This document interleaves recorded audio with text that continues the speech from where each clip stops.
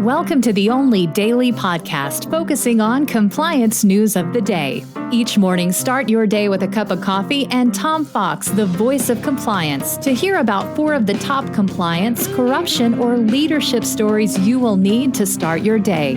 The Daily Compliance News is a production of the Compliance Podcast Network. First, a word from our sponsor.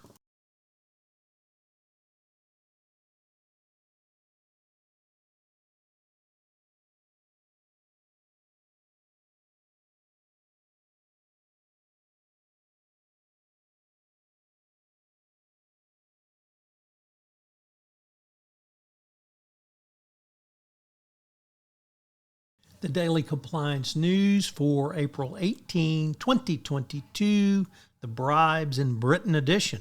And we begin with that story from the BBC as Coca-Cola Enterprises boss in the United Kingdom admitted taking £1.5 million in bribes to send business to certain suppliers of Coca-Cola.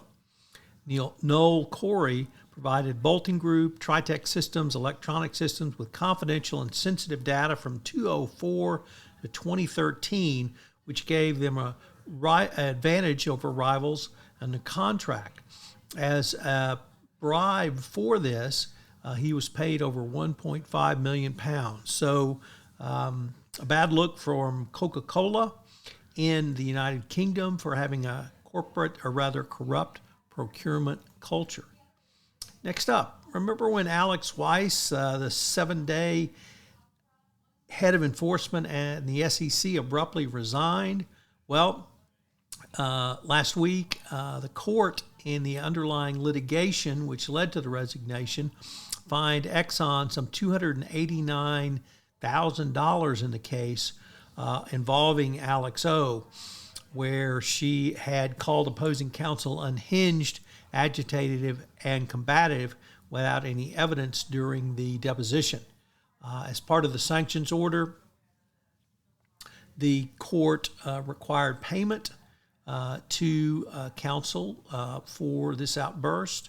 And although Exxon was fined, I'm sure the Paul Weiss will pay for it. So a very black eye for Alex O., seminal black eye or demi black eye for Gary Gensler for letting this slide through, but a huge black eye for Exxon and Paul Weiss.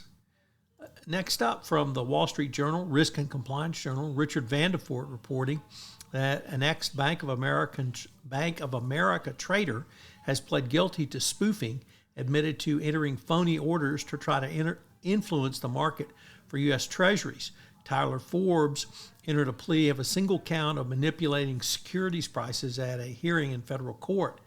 He traded in the secondary market for U.S. Treasury notes, entered large so-called spoof orders in order to move the market ahead of genuine orders he was going to fill. So spoofing rises its head again.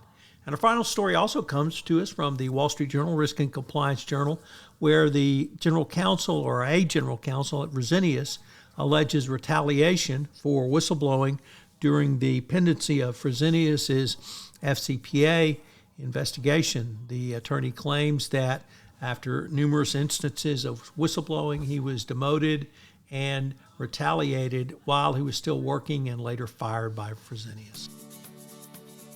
The Daily Compliance News is a production of the Compliance Podcast Network and a proud member of C-Suite Radio. Thanks so much for listening. I hope you'll join me again tomorrow.